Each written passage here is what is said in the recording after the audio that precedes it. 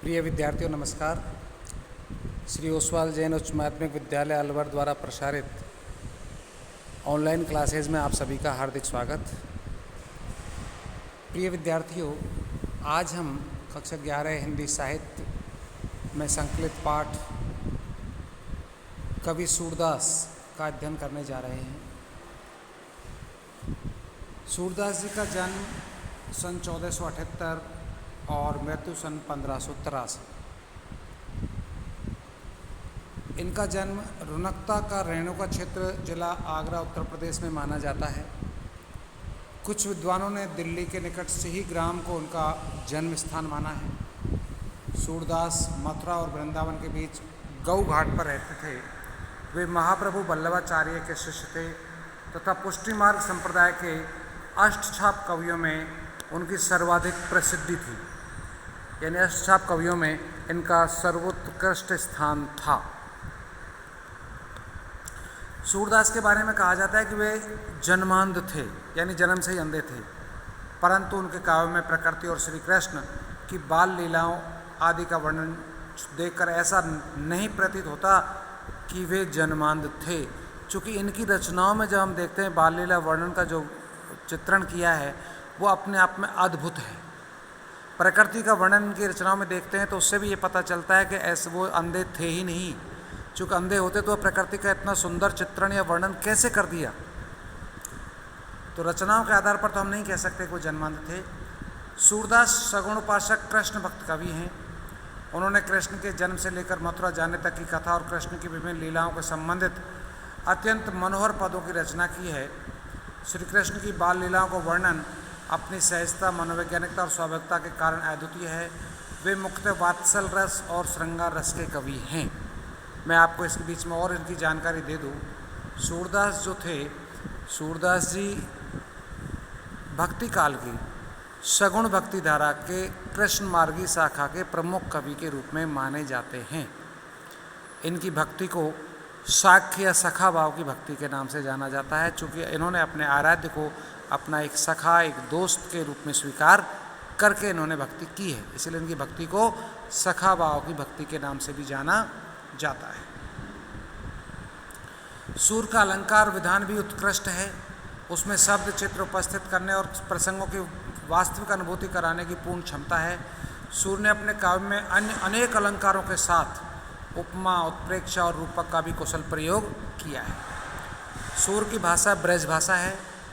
साधारण बोलचाल की भाषा को परिष्कृत कर इन्होंने उसे साहित्यिक रूप प्रदान किया है।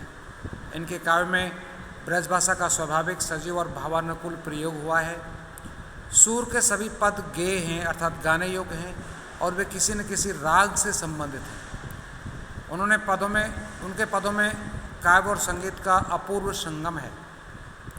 इसलिए सूर सागर को राग सागर भी कहा जाता है। सूर, सारावली और साहित्य लहरी सूरदास के अन्य प्रमुख काव्य कृतियाँ हैं। पाठ्य पुस्तक में उनके 2 पद यहाँ पर संकलित किए गए हैं, अर्थात इनकी प्रमुख रचनाओं में सूर सागर और सूर सारावली और साहित्य लहरी को सम्मिलित किया गया है। बाकी और भी छोट-छोट रचनाएँ हैं, लेकिन महत्वपूर्ण इन 3 रचनाओं के बारे में ही हमें ज़्यादा देखने को मिलता है। पहले पद में कृष्ण की बाल लीला का वर्णन है और खेल में हार जाने का कृष्ण अपनी हार को स्वीकार नहीं करना चाहते और बाल मनोविज्ञान का यहाँ सूक्ष्म चित्रण देखा जा सकता है। यानी पहला वर्णन है जो उनकी बाल लीला से संबंधित है, उसमें इन्होंने बाल मनोविज्ञान का वर्णन किया है। दूसरे पद में गोपियाँ आपस में अपनी सखियों से कृष्ण की मुरली के प्रति जो रोष प्रकट करती हैं, उससे कृष्ण के प्रति उनका प्रेम ही प्रकट होता है। मुरली कृष्ण के नज़दीक ही नहीं है, वह जैसा चाहती है कृष्ण से वैसा ही करवाती है। इस तरह एक तो वह उसकी आत्मीय बन बैठी है और दूसरे वह गोपियों को कृष्ण का कोप भाजन भी बनवाती है। इस पद में गोपियों को मुरली के प्रति ईर्ष्या भाव प्रकट हुआ है। इस तरह से इनके 2 पद यहाँ पाठ्यक्रम में संकलित हैं। तो देखते हैं इनका हम पहला पद। बहुत छोटा पद है कि खेलन में को का को गोसैया। सूरदास जी कहते हैं कि खेल में कौन किसका गोसाई अर्थात स्वामी, कोई नहीं। खेल खेल में सब बराबर हैं, चाहे स्वामी है, चाहे मालिक है, चाहे नौकर है, चाहे कोई भी है। कि खेलन में को का को गोसैया, हारी हारे जीते श्री दामा बरबस हिकत करत रसैया। हरि हारे अर्थात भगवान श्री कृष्ण हार गए खेल खेल में, और जीते श्री दामा और सुदामा जीत गया। तो बरबस हिकत करत रसैया, तो बिना बात ही वो क्यों रसैया मानी क्रोध, क्यों क्रोध कर रहे हैं? अर्थात बिना बात ही क्रोध करने से कोई फायदा नहीं है।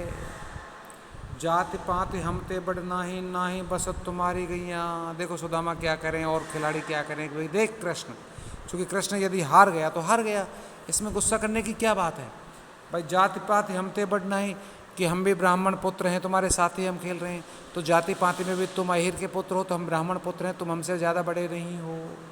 और ना ही बसत तुम्हारी छैया, और ना ही हे कृष्ण तुम हम तुम्हारी छाया में बसे हुए हैं, अर्थात तेरा दिया हुआ भी नहीं खा रहे हैं, पर अपनी मेहनत का खाते हैं हम लोग। हम कृषि करें, मेहनत करें, कमाई करें, तब हम अपना पेट पालते हैं, ये नहीं कि तेरे दिए दान पर हम आश्रित हों। तो सब के सब ग्वाल बाल इस बात को श्री कृष्ण से कहते हैं कि जात पात हमते बड़ नाही, नाही बसत तुम्हारी छैया, और अति अधिकार जनावत याते जाते अधिक तुम्हारी गैया। कि कहीं हे कृष्ण ऐसा तो नहीं तुम्हारे पास गायें ज़्यादा हैं इसलिए तुम अपना अधिकार जता रहे हो मैं बड़ा? अरे तेरी गाय होंगी तो तेरे पास होंगी, हमें कौन सा ये दूध देने वाली हैं, या हम कौन सा इनका माखन खा रहे हैं? आप अपनी गायों को अपने पास रखिए। इस तरह के तर्क उन ग्वाल बालों के द्वारा श्री कृष्ण को दिए गए। अर्थात तुम खेलने में हार गए तो हार गए, इसमें व्यर्थ में आप गुस्सा करने की क्या आवश्यकता है? कि रूठई करे तासु को खेले, रहे बैठ जहाँ तह गवैया, और सूरदास प्रभु खेले चाहत दाऊ दियो कर नंद दोहैया। देखिए कितनी बड़ी बात यहाँ पर सूरदास ने कह दी इन अंतिम दोनों पंक्तियों में, कि रूठई करे तासु को खेले, कि जो रूठता है उससे कौन खेल खेले। अर्थात रूठने वाले व्यक्ति के साथ कोई खेल नहीं खेलता। भाई हारेगा तो हारेगा, जीतेगा तो जीतेगा, हारता है तो अपनी बाजी चुकानी पड़ेगी, इसमें क्या है? तो कवि सूरदास यहाँ पर कहते हैं कि रूठई करे तासु को खेले, कि जो रूठता है उसके साथ कौन खेले।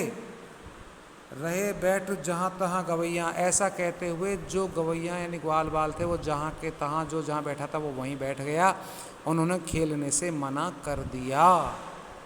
पर सूरदास प्रभु खेल ही चाहत, सूरदास जी कहते हैं कि मैं उसके साथ भगवान कृष्ण के साथ खेलना चाहता हूँ। देखिए इनकी यहाँ मन की भावनाओं को देखिए आप एक तरह से, कि सूरदास प्रभु खेल ही चाहत दाऊ दियो कर नंद दोहैया, यानी कि श्री कृष्ण भगवान उन लोगों के साथ खेलना चाहते हैं। तो सूरदास जी कहते हैं कि कृष्ण कहने लगा कि नहीं मैं तो तुम्हारे साथ खेलना चाहता हूँ, तो इसलिए दाऊ माने बलराम भैया को दाऊ दियो। दाऊ माने बलराम भैया के लिए, दाऊ माने उनका एक दाऊ का मतलब दाऊ बलराम के लिए संबोधन भी है, और दाव का मतलब दाव यानी मौका भी है, यानी उनके बाजी, कि मैं अपनी बाजी देता हूँ। कि दाऊ दियो कर नंद दोहिया, नंद ने बाबा ने अर्थात श्री नंद बाबा के पुत्र यानी कि श्री कृष्ण भगवान ने दुहाई देकर सौगंध खाते हुए उसने कहा ठीक है चलो मैं अपना दाव देता हूँ, मैं खेलता हूँ, चलिए आप लोग खेलते हैं।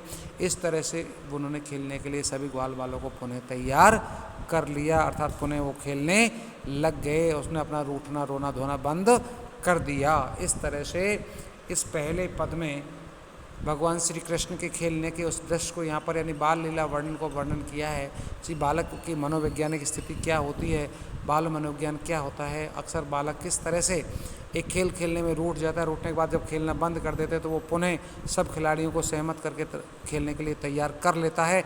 ऐसा ही सब कुछ यहाँ पर कृष्ण के द्वारा किया गया है, जो कवि सूरदास ने अपने शब्दों में बड़े अच्छे ढंग से यहाँ पर प्रस्तुत किया है। तो यहाँ पर बाल मनोविज्ञान की शोभा इस पहले पद में देखने को मिलती है। तो इस तरह से आज के लेसन में आपका ये पहला पद यहीं समाप्त होता है। अगले वीडियो में अपन दूसरे पद को पढ़ेंगे। तब तक के लिए आप सभी को बहुत बहुत धन्यवाद।